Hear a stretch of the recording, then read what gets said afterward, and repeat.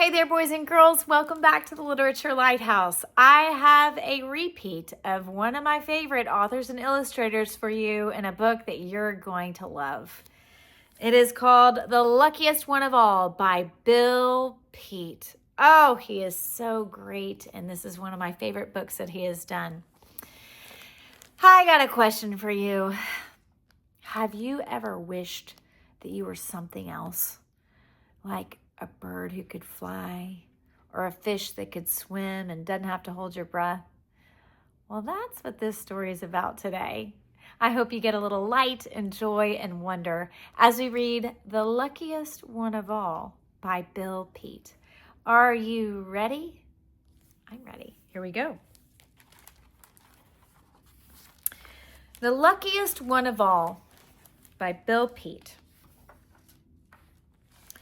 There are so many things I'd much rather be, said a boy sitting up in a sycamore tree, and I wish I knew of some magical word that would suddenly change me into a bird. What a terrific treat it would be to go flying high over the treetops without even half trying. Of all the wild creatures, the bird is the one who seems to be having the most of the fun. I seldom have fun, chirped a brown speckled thrush. I'm always caught up in a last-minute rush. There's a nest I must build and then eggs to hatch, and for lunch I've got to find insects to catch. I go chasing about the stormiest weather, drenched and bedraggled to the very last feather. If I were given a choice to be just what I wish, then I'd gladly trade places with a lazy old fish. Don't envy poor me, said a calico bass.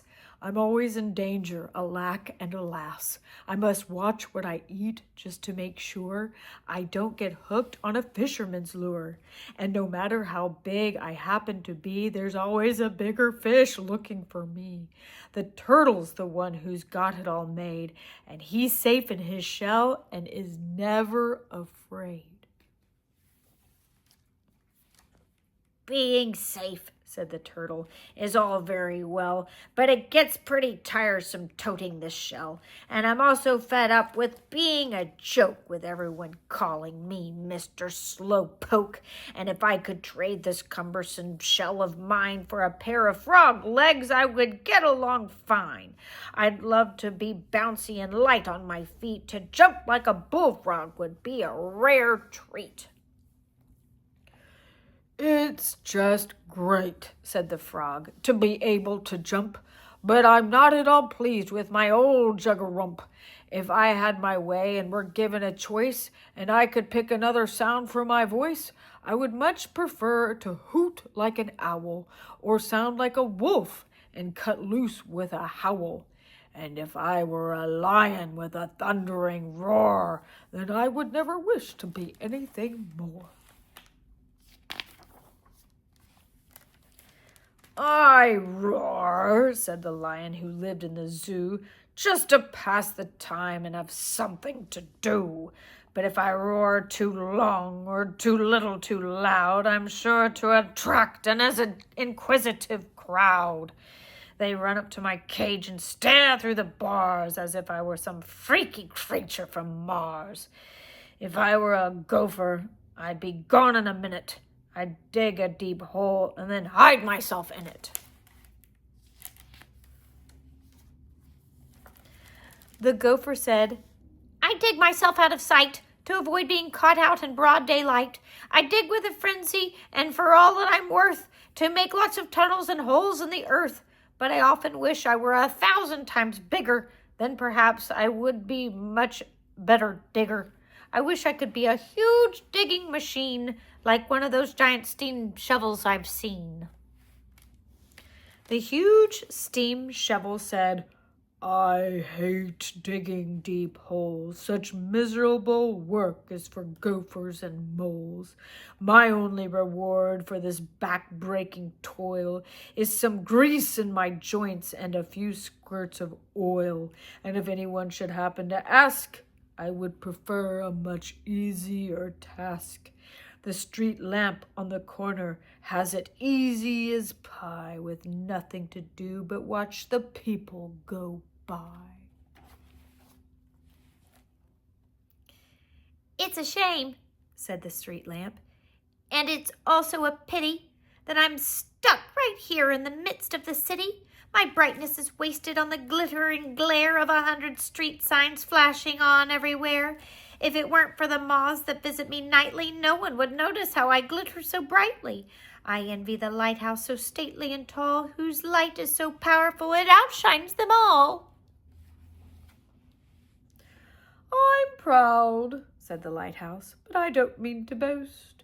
When I say my light is more important than most, my powerful beacon that flashes around has saved many a ship from running aground. But it gets pretty spooky living out here in this swirling fog and the weird atmosphere. The great ocean liner is the luckiest one. Those long pleasure cruises must be wonderful fun." "That wonderful fun never does include me," grumped the ocean liner, plowing through the rough sea. "Up above on my decks, wild parties go on, far into the night and into the dawn, while I must battle the rambunctious ocean, caught up in furious, frothing commotion. I'd much rather be a tall building somewhere and stand high and dry in a big city square." "I have my own ocean," said a downtown hotel. "It's a great sea of traffic rushing pell-mell. There's always a hubbub in the center of town all day and all night, and it never calms down. With the buses roaring and the taxi cabs beeping, it's no wonder people have so much trouble sleeping. The life of a barn is what would suit me, way out on a farm where it's still as can be." "Sometimes it's entirely too peaceful and still," complained an old barn all alone on a hill. "So quiet you can hear moss growing on trees, a butterfly sigh, or a grasshopper sneeze. Out here in the country, life is too slow. I'd like some excitement, to be on the go. And if ever the choice were left up to me, a big diesel truck is what I'd rather be." "I love going places," said the big diesel truck. "To be able to travel is wonderful luck, and I'd feel the luckiest thing on 10 wheels if it weren't for the impudent automobiles. They swarm the highway by the hundreds each day, and they all seem determined to get in my way. To be a big locomotive is my favorite dream, with a track to myself and always going full steam."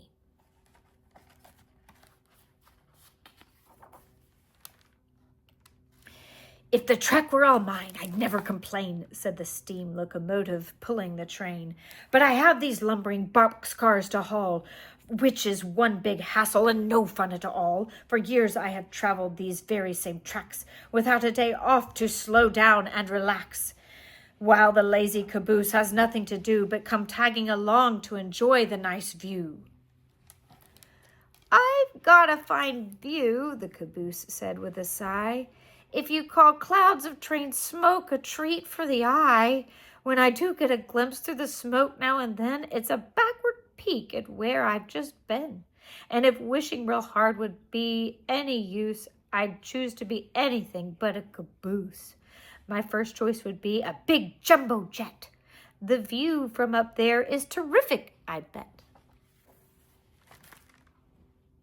"At this height," said the jet, "and as fast as I go, there's not very much one can see down below.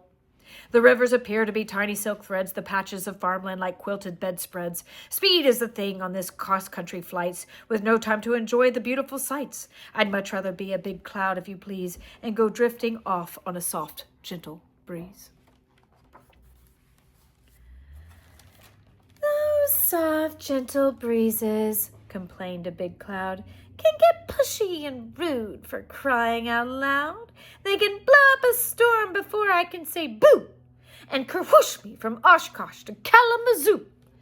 The day after tomorrow, who knows where I'll be? I might end up 1,000 miles out to sea. I'd like to stop drifting and stay put for a change, like a huge rocky peak on a great mountain range."